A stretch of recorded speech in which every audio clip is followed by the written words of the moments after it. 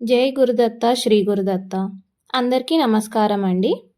మేము ఈ మధ్య శ్రీపాద శ్రీవల్లభ స్వామి యొక్క తపోభూమి అయిన కురువపురం వెళ్ళి వచ్చాం. ఆ ప్రయాణ విశేషాలు ఈ వీడియోలో తెలుసుకుందాం.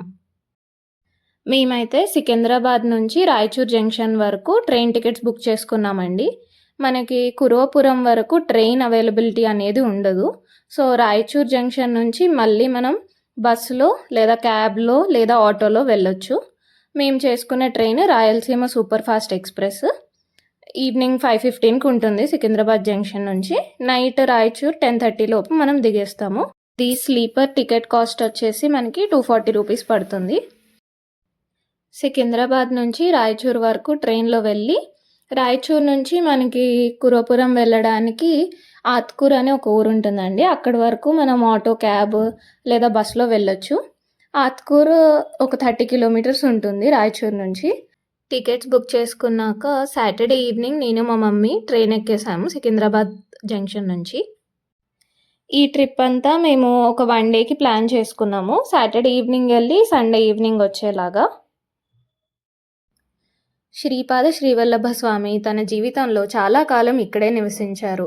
ఇక్కడ అనేక లీలలు చేశారని శ్రీ గురు చరిత్ర ఇతర పవిత్ర పుస్తకాలలో కూడా ఉంది. నైట్ 10:30కి దిగాల్సిన ట్రైన్ మేము 12:30కి అలా దిగామండి. 1.5 అవర్ లేట్ అయింది ట్రైన్. ఇక అలా నడుచుకుంటూ బయటకు వెళ్ళి ఆటో మాట్లాడేసుకొని దగ్గరలో ఉన్న ఒక హోటల్లో రూమ్ తీసుకున్నాము. కురువపురంలో నైట్ స్టే ఉంటుందో లేదో తెలియక రాయచూర్లోనే మేము రైల్వే స్టేషన్కి దగ్గరలో ఉన్న సంతోషి సరోవర్ హోటల్స్ అనే హోటల్లో స్టే తీసుకున్నామండి. ఇది 1 నైట్కి వచ్చేసి కాస్ట్ 1200 తీసుకున్నారు. ఇంకా కాంప్లిమెంటరీ బ్రేక్ఫాస్ట్ కూడా ఇంక్లూడ్ అయి ఉంది. ఇంకా నైట్ అక్కడే పడుకొని మార్నింగ్ అంటే సండే మార్నింగ్ 6 o'clock అలా లేచేసి ఇద్దరం తలస్నానాలు చేసి రెడీ అయిపోయాము. మీకు ఒక విషయం చెప్తాను. గురుచరిత్ర ప్రకారం కురుపురం సందర్శించిన వారికి అన్ని సమస్యల నుండి విముక్తి కలుగుతుంది. ఆరోగ్యం బాగుపడి సంపన్న జీవితం గడుపుతారు. మార్నింగ్ 8 కల్లా రెడీ అయిపోయి హోటల్లో ఇచ్చిన కాంప్లిమెంటరీ బ్రేక్ఫాస్ట్ తిన్నాము. చాలా టేస్టీగా ఉందండి.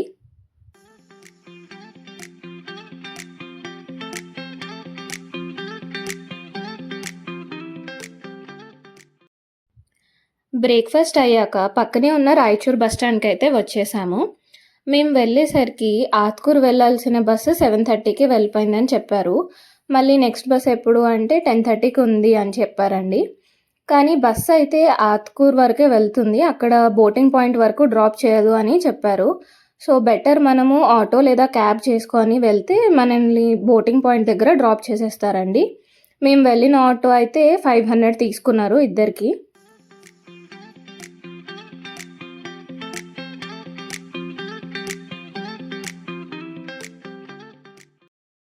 అలా బోటింగ్ పాయింట్ వరకు వచ్చేసాము. మనలాగే వచ్చిన వేరే క్యాబ్ వాళ్ళు, ఆటో వాళ్ళు కూడా ఉన్నారు. ఈ బోట్ అయితే పర్ పర్సన్ 50 రూపీస్ తీసుకున్నారు.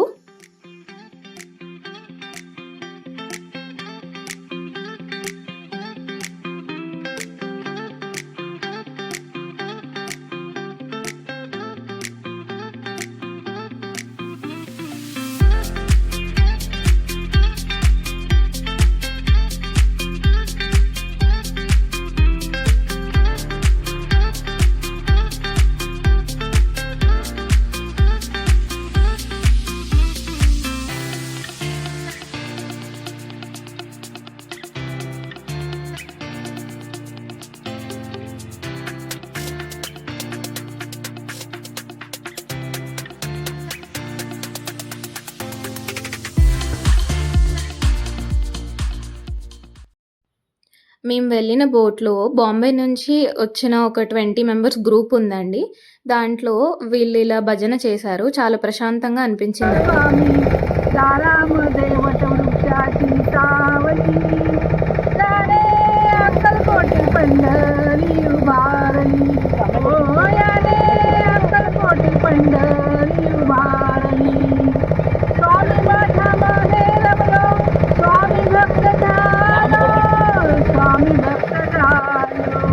स्वामी चंद्राव चंद्रभागा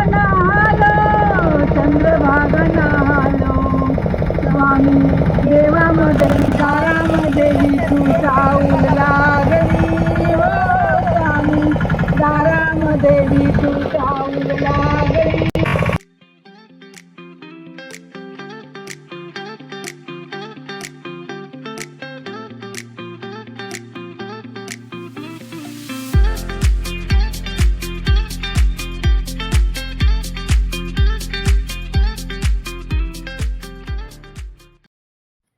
బోట్‌లో 20 మినిట్స్ ప్రయాణం చేశాక ఒడ్డుకు చేరుకున్నాము.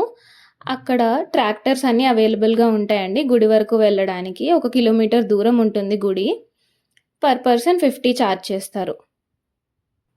గుడి దగ్గర మనకి కొబ్బరికాయలు మాత్రం అవైలబుల్ ఉంటాయండి. మేము కొబ్బరికాయలు, పూలు, పండ్లు అన్నీ ఇంకా రాయచూరు దగ్గర నుంచే తీసుకొనొచ్చాము. కాళ్ళు, చేతులు కడుక్కొని గుడిలోకైతే వెళ్ళిపోయాము. గుడి ప్రాంగణం అయితే చాలా ప్రశాంతంగా ఉందండి. ఆ రోజు కొంతమంది స్కూల్ పిల్లలు గుడిలోకి వచ్చారు. ఇలా దిగంబర దిగంబర శ్రీపాద వల్లభ దిగంబర అనుకుంటూ ప్రదక్షిణలు చేశారు. చాలా ముచ్చటగా అనిపించింది.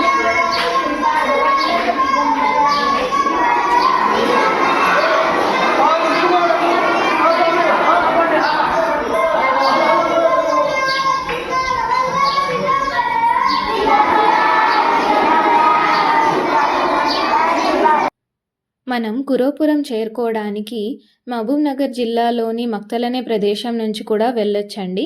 అక్కడి నుండి కృష్ణానది ఒడ్డుకి ఆటో లేదా టాక్సీ ద్వారా చేరుకోవచ్చు. ఈ గుడిలో సంప్రదాయ వస్త్రాలు ధరించడం తప్పనిసరి. మగవారైతే పంచ కట్టుకోవడం తప్పనిసరి అండి. అయ్యగారు ఎవరైతే పంచ ధరించలేదో వారిని లోపలికి అనుమతించలేదు. మీరు బెటర్ పంచ క్యారీ చేసుకోండి. లేదు అంటే అక్కడ మనకి అవైలబుల్ కూడా ఉంటాయి. నది అవతల ఒడ్డు వైపు పంచ్దేవ్ పహాడ్ మరియు విఠల్ బాబా ఆశ్రమం అని 2 ప్రదేశాలు ఉన్నవి. అవి సందర్శించుకోవడానికి మాకు టైం సరిపోక గుడి పక్కనే ఉన్న స్వామివారు తపస్సు చేసిన చెట్టు చుట్టూ ప్రదక్షిణలు చేసి దర్శించుకున్నామండి. మీరు కావాలంటే ఇక్కడ కూర్చొని ధ్యానం చేసుకోవచ్చు. గురుచరిత్ర పారాయణ కూడా చేసుకోవచ్చు.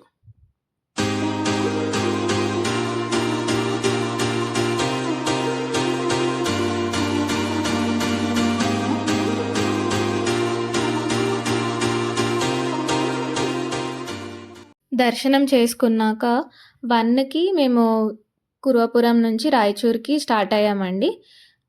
రాయచూర్ వచ్చాక హల్లీ ఊటా అనే రెస్టారెంట్‌లో భోజనం చేశాము. చాలా బాగుంది అక్కడ. మీరు కూడా ట్రై చేయాలంటే చేయండి ఒకసారి.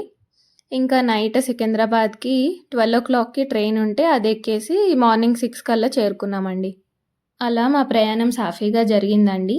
శ్రీపాద శ్రీవల్లభ స్వామి చరితామృతం వినాలి అనుకుంటే కామెంట్ సెక్షన్లో శ్రీపాద శ్రీవల్లభ అని కామెంట్ చేయండి. మనం ఆ సిరీస్ స్టార్ట్ చేద్దాము. జయ గురుదత్త, శ్రీ గురుదత్త.